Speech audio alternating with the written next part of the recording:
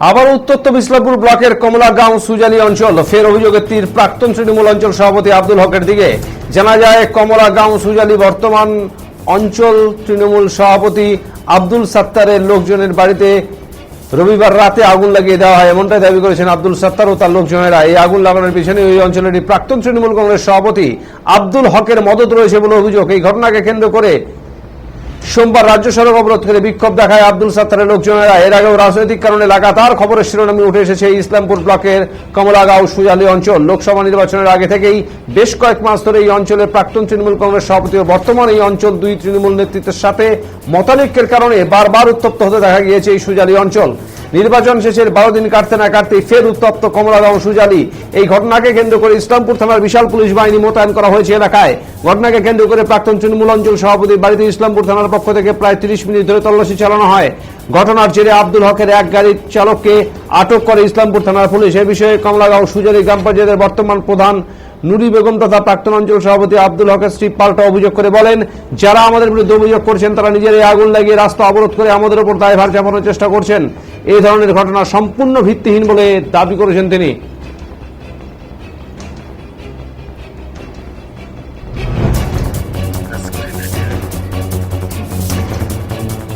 আগে ধরা দিয়েছিল, এই জন্য মিটিং করেছি। ওই লোকজন আসলে ভাইগুলো কেন ধরালো না, না ধরা যায় আমি কি করে বাঁচবো? বাড়ি জ্বলেনি, আমি স্টক ছিল, আমার লোকজন ছিল, নিভাই দিয়েছি। আমার ভতিজার বাড়িতে।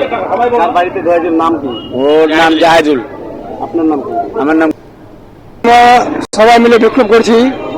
ওই ভিতরে একটা গ্রাম আছে যেটাকে উত্তর ঢুলিকা বলে, সেখানে বারবার মনে করে মানুষের উপর অত্যাচার হয়, জুলুম হয়। এত কিছু হবার পরেও এখনো 3 বার আগুন ধরা দিয়েছিল। ওই যে আব্দুল শুমসুমের গ্যাং আছে, ওরা ওদের ভাইটা গুলো সবাই মিলে ওদেরকে ভয় দেখাচ্ছে যাতে ওদের পাশে দাঁড়াই। কালকে যখন ওনাকে ঘুরতে যাই ওরা গুলি চালাই, 2 রাউন্ড গুলি করেছে। রাত্রে আবার কালকে আগুন লাগাইছে, এর আগে 2-3 বার লাগালো, কালকে আবার আগুন লাগাই দিয়েছে। অলরেডি মানুষ দেখেছে, ওখানকার চিনতেও পেরেছে।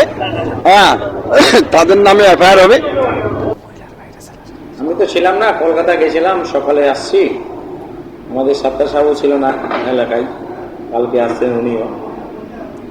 তো দেখা যাচ্ছে একটা আগুন নিয়ে ঝামেলা হয়েছিল, নিজে নিজে ওরা আগুন দিয়েছিল, নিজে নিজে আগুন দিয়ে সকালে ওরা ধর্নায় বসলো। ধর্নায় বসে প্রশাসনের কাছে জবাব চাইছে যেন আমাদের অ্যারেস্ট করা হয়। ওই নিয়ে পুলিশ আমাদের এদিকে কয়েক গাড়িও আসলো, আমার কয়েকজন লোক ছিল, ভাস্তা টাস্তাগুলো। তারা কিন্তু অভিযোগ করছে যে আপনারা নাকি বাড়িতে আগুন লাগাই দিচ্ছেন, কয়েকদিন আগে আগুন লাগাইছেন, এই নিয়ে 3 বার আগুন লাগাইলেন, কি বলবেন? আমরা যদি আগুন লাগাতাম 3 বার, তাহলে ওরা কেন দেখতে পেল না? বাড়িঘর কেন জ্বললো না? বাড়িঘরও জ্বললো না, কিছুও হলো না। তো আগুনের তো একটা প্রমাণ লাগে না, এটা আগুন ধরেছে, ঘরবাড়ি জ্বলেছে, এটা হয়েছে, ওটা হয়েছে, কিছু তো হয়নি এরকম। ওরা কিন্তু একাধিকবার অভিযোগ করছেন যে আপনারা নাকি সুজালি অঞ্চলে লুট করে খেয়ে নিয়েছেন, একবারে সমস্ত লোকের কাছে চাঁদা থেকে বিভিন্ন। আচ্ছা ঠিক আছে, আমরা যদি লুট করে খেয়ে নিয়েছি, তাহলে আমার হাজবেন্ড দীর্ঘ 15 বছর ধরে এই সুজালি অঞ্চলে প্রেসিডেন্ট ছিল। আমি গত 5 বছর প্রধান ছিলাম, বর্তমানে এখনো প্রধান আছি। তো আমার দলের যে উচ্চ নেতৃত্বরা আছে, আমি যদি দলে এরকম খারাপ ব্যবহার করতাম, তোরা তো নিশ্চয়ই শুনতো, আমাকে থ্রেটিং দিত বা বলতো, আমাকে সাসপেন্ড করতো যে আপনারা দলের হয়ে এরকম করছেন, এরকম নোংরামি করছেন বা লুটে খাচ্ছেন, লুটপাট করছেন। তখন তো কেউ বললো না, বা আমার কোন